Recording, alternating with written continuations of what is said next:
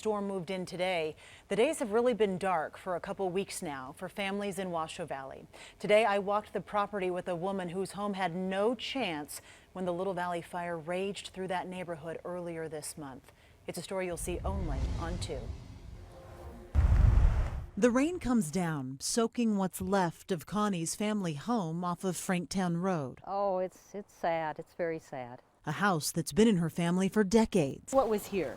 This was a 6,000 square foot house made of a heart of redwood, a very special house. This is Connie's first time seeing the charred remnants of 20 years of memories. We spent every Christmas here. She sold this property to her daughter and son-in-law 10 years ago, and while most of what's left is melted metal, something special catches their eye.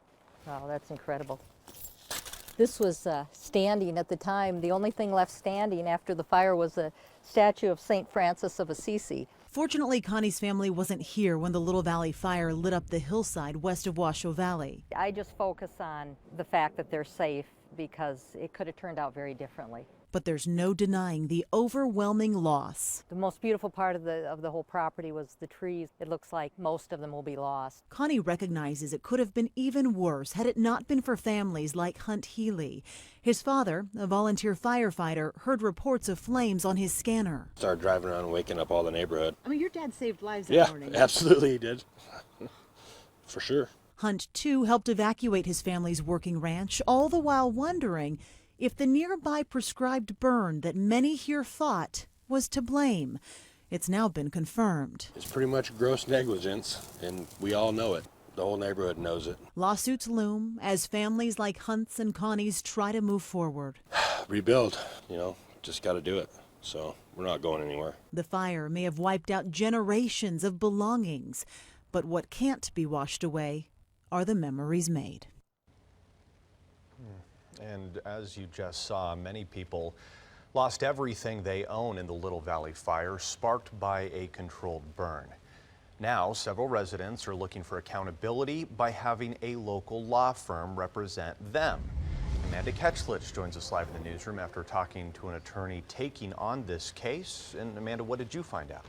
Well, David, Houston is trying to go after compensation for 7 residents whose homes and belongings were destroyed, but it's not all about the money. Him and his clients want to ensure this never happens again. I think this case may go a long way as far as providing lessons, procedures, and methodology to avoid this type of tragic loss for other homeowners in the future.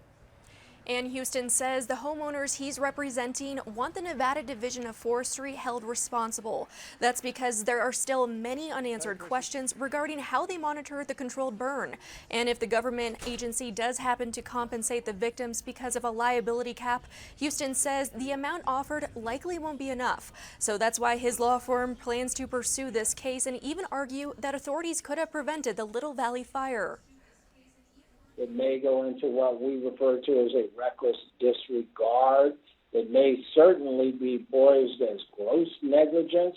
Promises were made and broken as far as monitoring this controlled burn after the fact. And Houston's law firm has not taken any action just yet. They are continuing to do their own investigation and they want to take their time. He does expect to file a lawsuit in the near future. Covering the story, Amanda Ketchlich, Channel 2 News.